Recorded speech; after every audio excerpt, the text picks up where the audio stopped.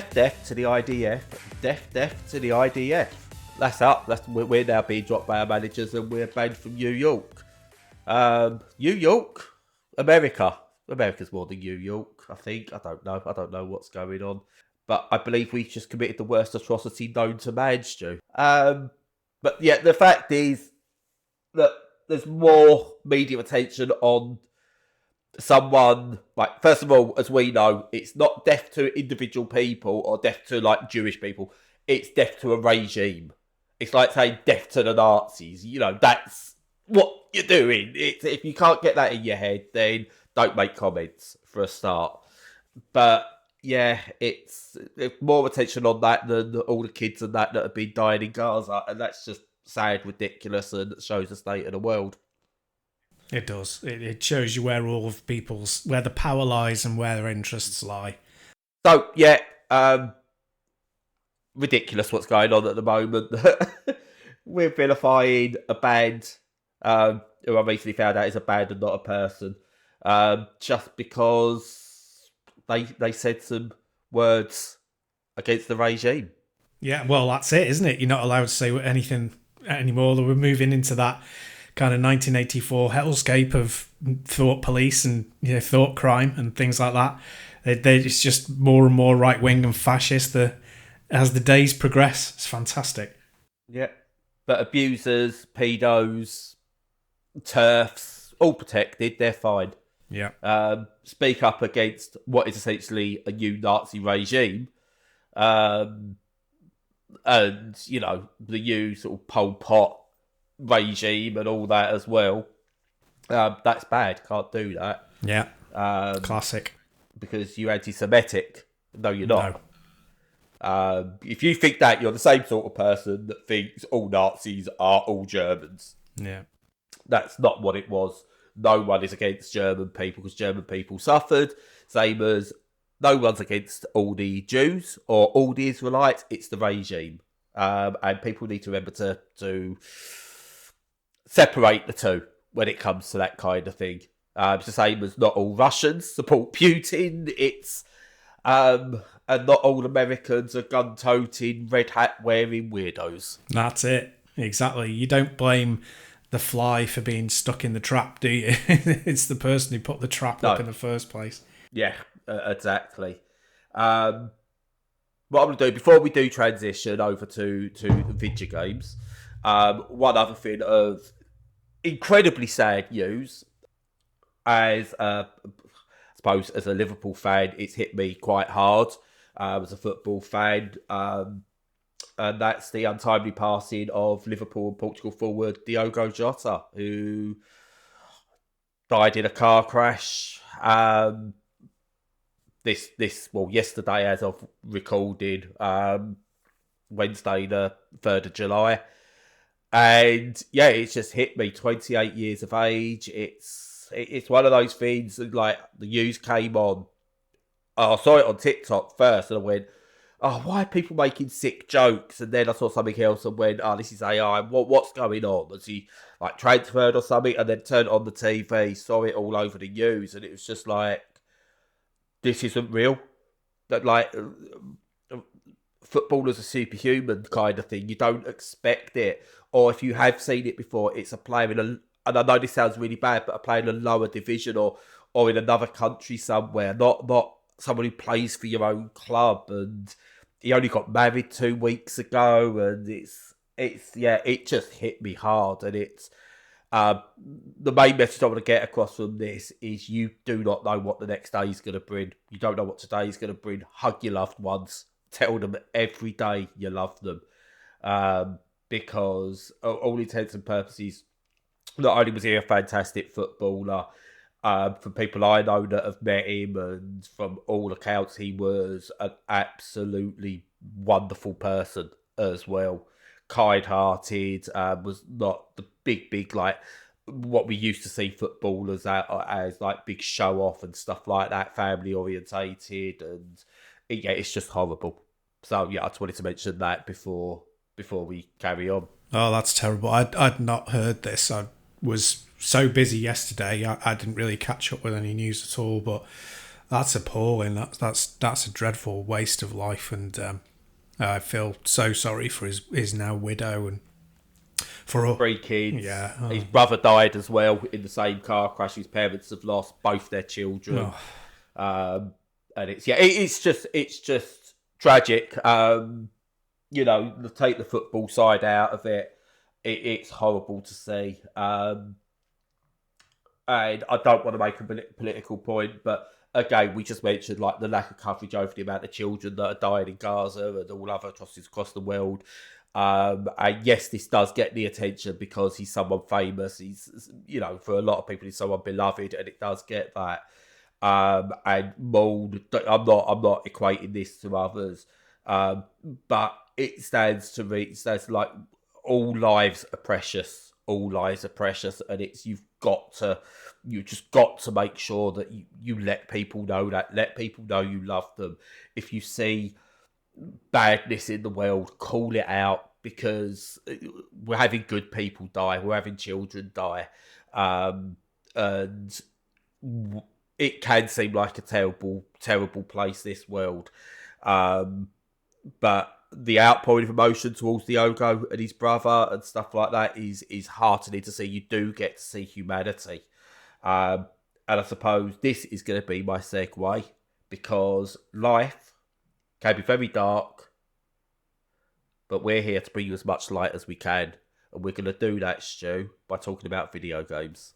Excellent. There's nothing better to talk about. Yes, on the indie side of it, at least. Oh, God, yeah, Microsoft layoffs. Oh, yeah, we can't even touch that today. Next week. Next week we'll touch that.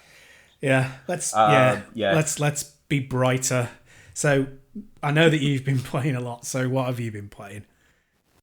So the first one I want to talk about is probably, I think, the most popular game at the moment, and that's Rematch, which is that you might not understand Rematch, Stu. Okay, but do you know that famous sport Rocket League? I do. It's not based on it. It's totally original Rocket League. Not based on anything real life at all, right? Where you got the cars, the ball, the goal, and everything like that. But someone thought, what about Rocket League? But what we do is we get rid of all the cars, right? We get rid of all the cars and replace them with, and this is a crazy idea, humans, Stu. Oh, that's humans. Nuts. That'll never take off. That'll never take off. I know, right? So you replace them all with humans, and then basically you've got Rocket League with people. And it's called Rematch, the game, and they have this thing, it's called football. Apparently it's played with humans, and that'll never take off. It's no, Rematch, it's basically a Rocket League styled five-a-side football game in like fantastical arenas. Balls can go up the side and bounce off ceilings and stuff like that, and it's a really interesting game. You play it, and the first few hours you play it, it's a lot of getting used to the mechanics. In terms of like, you've got your positions on the field, you've got like you can either do 3-on-3, 4-on-4, 5-on-5, and you have a goalkeeper stroke sweeper position, and then the rest of the players are all outfield. And the idea obviously is to score. But what this does, and this does this better than all your FIFAs, your Pro Evos of late, any of those, is everything is fully manual. So pass, doesn't matter where your pass goes, it can take the slightest nick off an opposition player, and it will deflect the ball and stuff like that. And it's very physics-based in a good, frantic way, which means you can't just have, if I press this button at the right time at this part of the screen, I'm guaranteed to score a goal, because it just doesn't work like that. So you have to do a lot of things like positioning matters, your stance matters, because it's third person, like direct behind, almost like following a car in a racing game kind of thing. Even though it's that, you have to really move the camera around to follow the ball, follow where you want it to go, And you've got to make sure you're aiming your camera at the goal to take a shot on goal. And all little things like that is really good. And you learn techniques like bouncing it off the wall, try and force the goalie to dive and then get tap-ins. There's all these different techniques coming in. It's really, really fun when it's played well. And the biggest problem with Rematch at the moment is the community. In that you've got people who are trying to game the system already, which is unfortunate. Other people playing who do that thing where they play a game and it's all about them. So they don't care about passing, they don't care about position, they don't understand football. And it gets annoying. But if you get in a team where people are passing, they're in position, they're communicating, you can have a great time. Win or lose, you have a great time because you're involved. But what this needs to do as well is reward things like, rather than just completed passes or interceptions or goals, it needs to try and reward things like positional play. It needs to reward things like, is it a good shot or a bad shot? Is it like you've made a good pass but it's been intercepted because of great defending? It needs to find other ways to score, because I've had games where I've played the defensive role because everyone else is running around like headless chickens, and I played the defensive role, just tracking runners, making sure they can't get easy passes away, and you don't get rewarded for it. So you look at the scoreboard at the end, you've got other players with like 1,000 points, 2,000 points, 7,000 points, and you're stuck there with a couple of hundred because you've done your role really well, but you've not been rewarded. And when you consider, say, you look at other games that do this kind of thing, like a Battlefield, for example. If you look back at like Battlefield 4, Battlefield Bad Company, things like that, you got rewarded by your role, and you do your role well, you get rewarded. It's not all about getting the kills or getting the assist kills and stuff like that. You'll do things like by spotting, and you'll get points for that, or you'll get points for repairs or getting someone back. So I think things like being the last line of defence when attackers are coming, you get points for that. It's not all things they could add. It's a growing game. And it is a paid-for game, which is interesting. It's paid for, and there is a season pass, which I think is not great. I don't like that.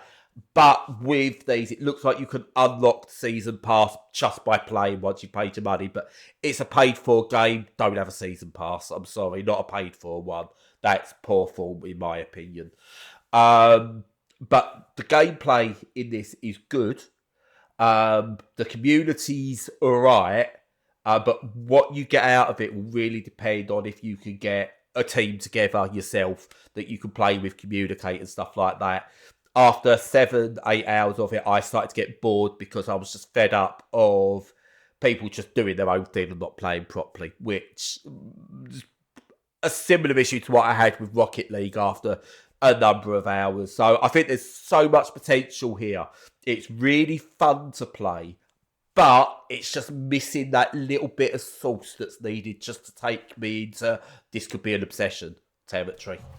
Yeah, it's looking at it, it looks like such a strange proposition. Like you said, it's a paid for game, and at the moment it's £21, which is not a huge amount of money for a video game, but it's a video game that looks like a free to play game. And no shade or disrespect. That's where it seems, that it's going, because it's not. It's clearly not a AAA title. It clearly looks like an indie game. Yeah. And like you say, I mean, it's not a crowded market, so I suppose that's part of the thinking, in that, there are not a lot of competitive sport-type games that aren't the biggies.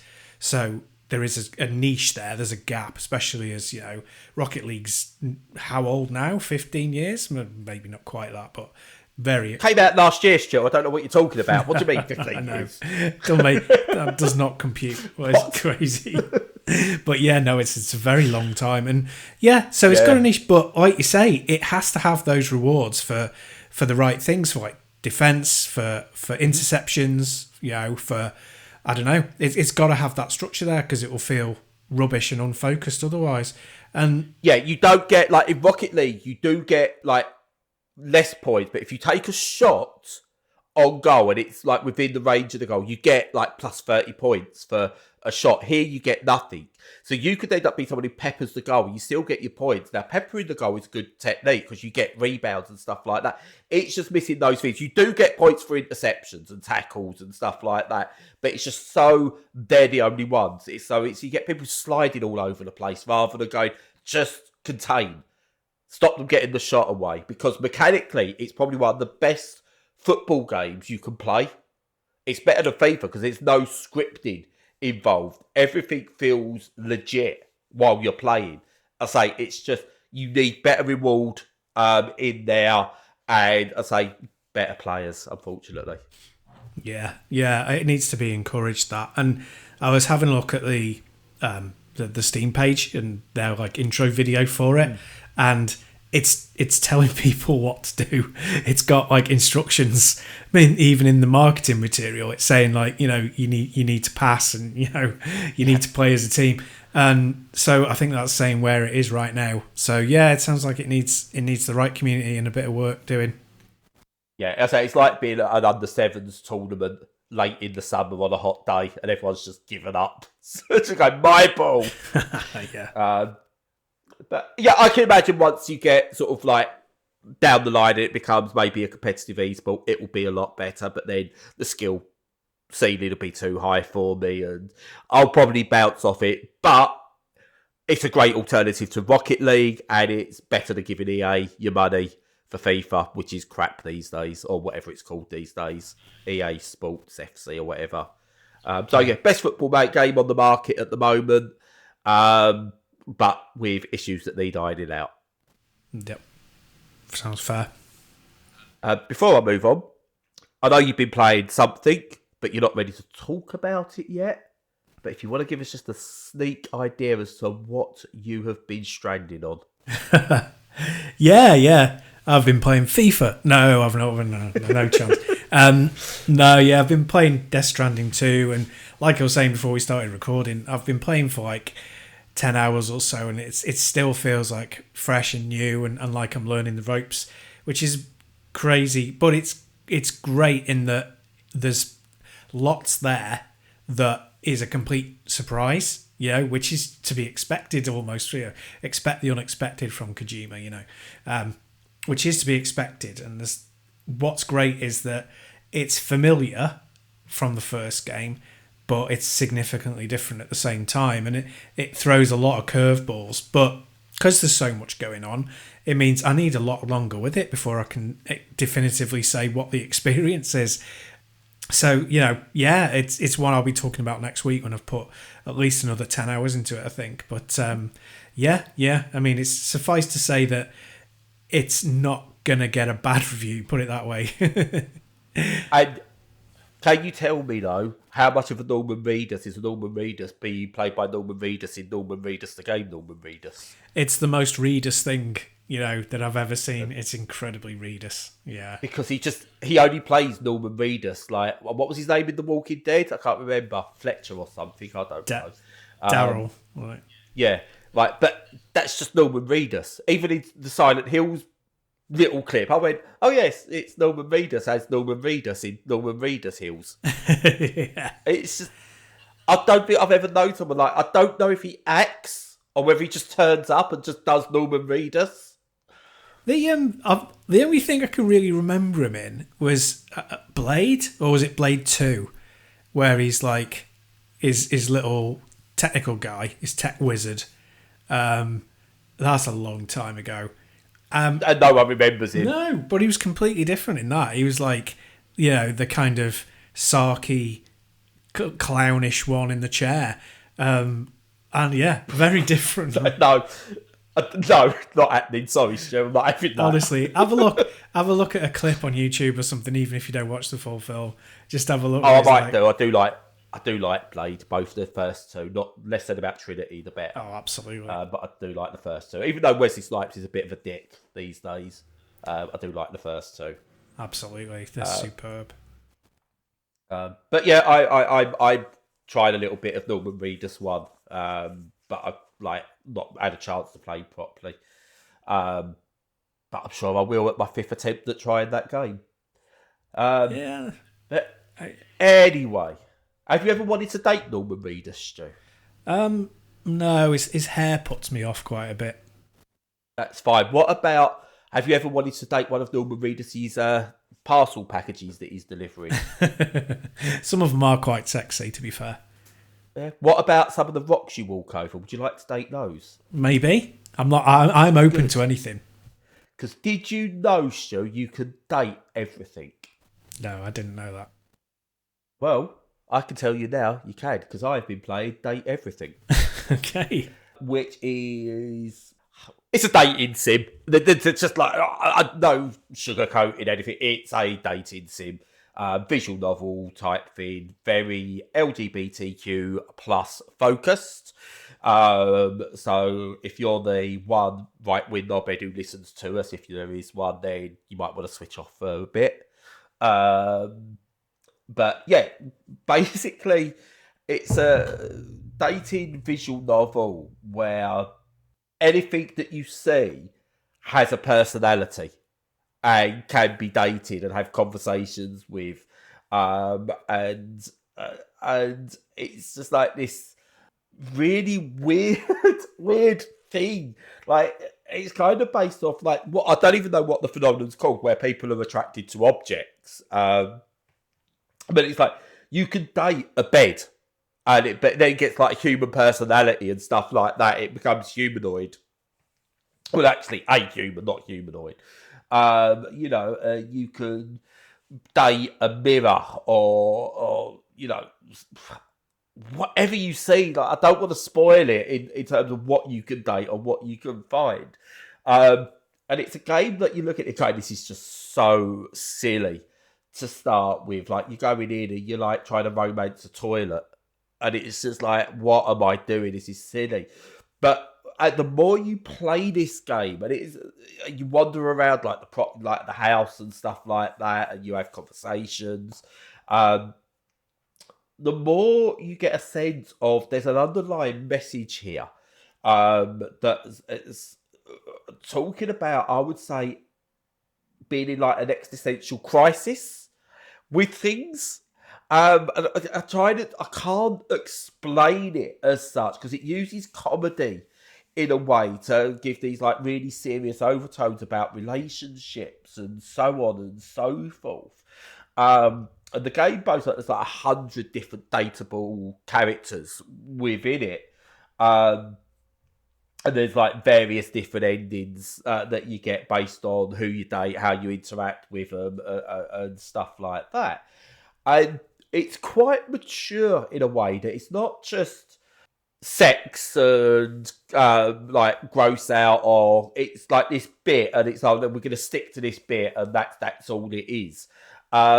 It takes its bit, which you go, I'm going to get bored of this soon, because like often games where they go, we're a one-trick pony, you kind of go, yeah, this is fun for 5 minutes, and now I'm bored. This isn't. This is pure visual novel.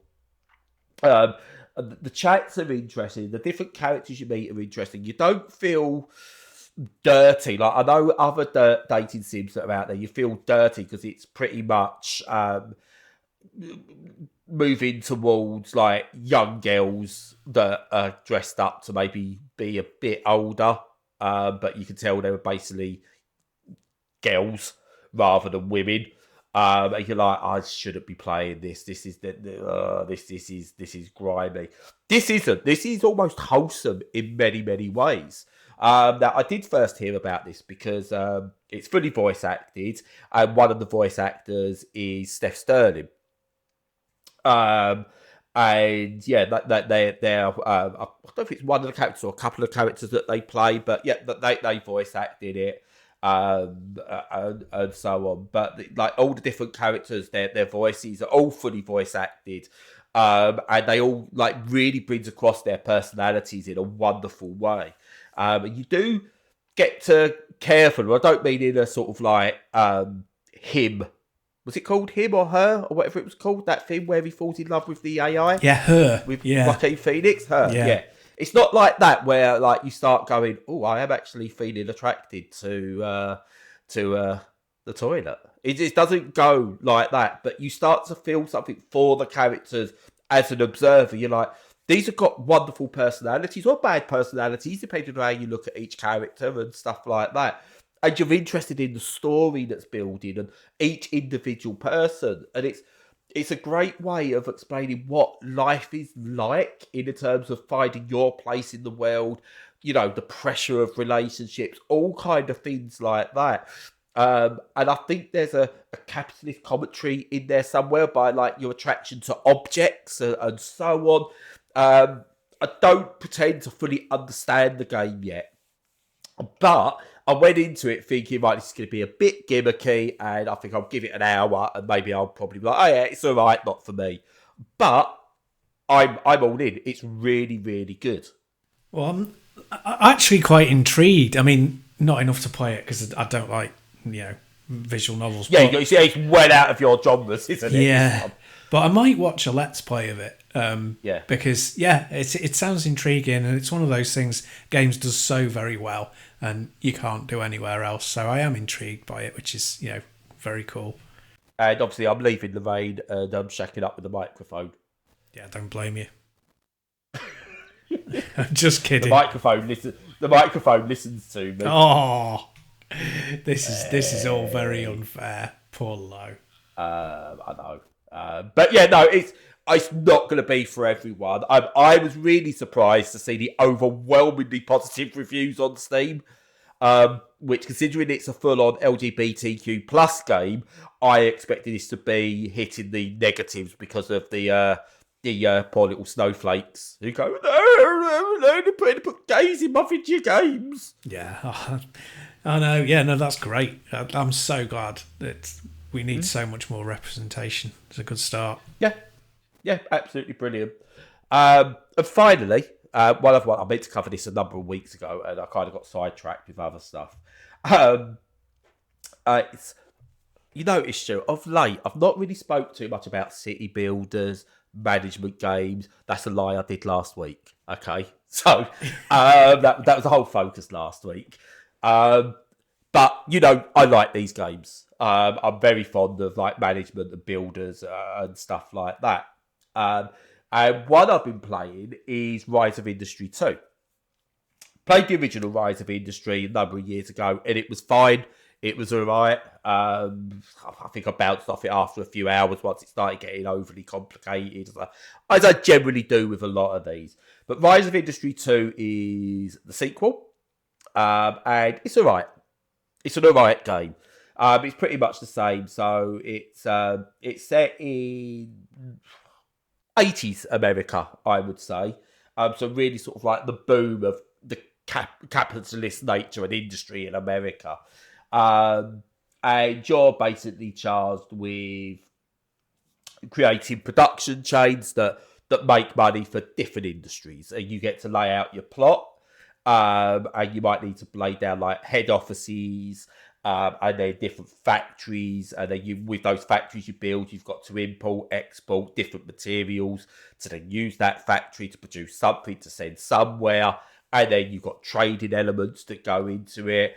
You've got to pull in resources from somewhere, so you need to pull in electricity. You've got to balance the book. So it's about two or three different genres in one. So you've got like the city builder aspect of it. You've got the pure management aspect of it, and you've got the automation logistics side of it as well. And it blends them all fairly well. And I'm finding myself playing it kind of like with the use of a guide in terms of like, right, what's the best way to set all these things up? Because to set each little thing up, it's a bit convoluted. And I've been playing it on a Steam Deck, which might not help because it does have controller support. But I think the controller support's been designed by a newborn monkey who's never understood hands before. Because it's like you're trying to move the analog stick around to move where the cursor would be. And it doesn't click to like snap to where you want it to go. So it's like this grid system. And when you've got a grid system and you're using a controller, for me, you need snapping options. Like you generally you move your controller and it snaps to an area kind of you want, and then you can fine tune it. This, the slightest little movement on the controller, and your cursor goes whoop, and you're like, oh, for fuck's sake. So you spend, I reckon, more than half your time in the game adjusting where your cursor is on the screen with your analog stick, or you switch it to the trackpad. But even then, it feels very loose and it doesn't feel snappy enough to make it a game that you just want to concentrate on the logistics side of it. Because you're too busy concentrating on doing on this, and then you play something in the wrong place because it's a bit fiddly there, and you're like, oh, do I leave it there? Do I redo it? It's a pain. I'll just leave it there. So you're never building your most optimal layouts on it. Now, it might be different for people who are playing with a mouse and keyboard. I don't know. I'm not. And it's a game for me that has lots and lots of potential. But that's all it has at the moment. It needs some people to really work on, I think, aspects of the user interface, the whole user experience, control layouts, things like that, just to give it that little bit of extra, because I would rather play, just go, play a couple, like a dedicated logistics game or a dedicated city builder at the moment. And as much as I like the idea of bringing these together into something, this falls slightly short of that mark for me at the moment. Now, this is a full release. It's not an early access game, but as we now know with video games, that doesn't mean it's over. That doesn't mean this is your game and this is it. I just think it needs a bit of tightening up in certain places, and I think it'll be a very, very good game to play. But at the moment, it's one that I kind of have to force myself to play because of the quality of life bits that are missing from it, which is unfortunate. It is, yeah. What do you think? What do you think the likelihood is of them making the necessary improvements? Because I mean, that's an expensive and time-consuming thing. Do you think Do you think it'll happen? Possibly. They're quite active, the developers, and Rise of Industry got plenty of updates to it. The worry is, I don't think they've learned fully their lessons from the first game. They have in some places.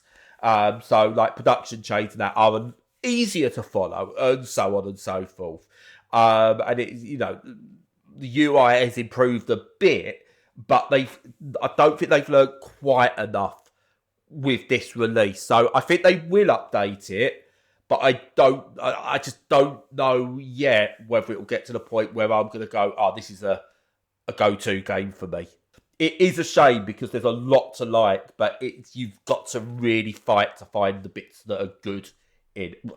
Find the bits to enjoy it. The bits that are good are there, but to enjoy those good bits, that's where the fight is. Yeah, that sounds fair. Yeah, interaction is so important in these games, and if it's off, then yeah, it's a problem. Yeah, it is. But it's decent. Someone, other people might really like it. It's, again, looking at the Steam reviews, it's kind of got a mixed reaction to it. And I'd say that's about right, because when I did get enjoyment from it, it really was enjoying. But I say it depends on who are you. I forced myself to play through, obviously, because I need to talk about it. Would I have refunded it if I had bought it? Maybe. It's one of those where I've gone, do I give it the benefit of the doubt down the line, or do I just get my money back? I don't know. I'd be sitting on the fence, and that's kind of what all the Steam reviews are suggesting as well. Yeah, fair enough. Yeah, consensus then. But yeah, no, that's it for this week. Couple of interesting ones coming up. You'll be unsurprised to know I've got some more city builder type games coming up, and logistics and puzzle games coming up, Stu. Who would have thunk it? Oh, that's crazy, yeah. Breaking the mould once again. Yeah. Coming out of the comfort zone. Yeah, totally. Exploring all these new genres. What I will state, this is right. So I recently got myself an OLED Steam Deck. I've traded up my original one because couple of issues I've had with it, and it's just like the batteries starting to done. So I sold it on for cheap, and I offset the cost on a OLED Steam Deck. What you want to do, if you're going to buy a system, buy it during the summer sales, the winter sales, whatever, any of the themed big sales, because selling all the sale, I've got like 70 odd Steam cards from it, trading cards. From the sale that they give you because of based on what you spend. And I've gained like over a £5 back on those, which I know is not much when you consider a Steam Deck OLED's like 400 odd quid. But yeah, a £5 back just on selling the trading cards. Yeah, that's cool. Yeah, it's nice the way you can do that. What's your impressions of the OLED so far? Well, it's due later today. Oh, I see. Right, it's coming today, is it? Yes. Yeah, it was just one of those. I've had a few niggly issues with the Steam. It's still great condition, but like the battery and that, and it's like I could fix it, replace the battery, or I could just sell it on to someone else really cheap and offset the cost of an OLED, which is what I've done. Because who needs carpet, eh? Good to see you got your priorities right. Yeah. Well, actually, for anyone who like just carpet is being sorted, that's not a problem. It's just a waiting game with that at the moment. All that's sorted.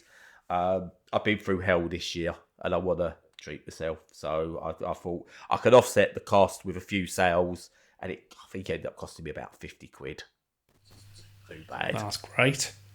Yeah. Yes. But yeah, I can't wait to try it out and see what all the shenanigans are about. I probably won't notice any difference in all fairness. Just the battery will last longer. Yeah. But yeah. So Steam Deck 2 probably announced next week. Probably. That'll be absolute perfect timing. Yeah. Yeah. Yeah. I love mine. I'm not ready to trade up yet because I need to sort out getting a new graphics card for my PC at some point. And yeah, now is not the time because I've just been made redundant yet again. So yes, it's back onto the old job hunting. Lucky me, but yeah, we'll be all right. Sucks. Yes, definitely. So if anyone's got a job for Stu, reach out. Yeah, not that kind of job though, if you know what I mean. Not one of them. No, Alan, not that sort of job. We said no before. Okay, he didn't like it. Okay, even though it was just a tip, he didn't like it. Okay, right. The gimp mask was fine. The mask was fine, but blindfolded him, he didn't like it. All right. Okay. Okay, Alan. Who's Alan? That was the secret name we gave the your master. Right. Yeah, that's right. Yeah, I'd forgotten about that. And all for 20p as well. You know, it just wasn't worth it, Stu. A bargain for somebody. But hey, yeah, I think we'll leave it on that note. So yes, as usual, follow us on all the socials. Make sure you're checking out our content on the website. And until next week, stay safe and stay sane.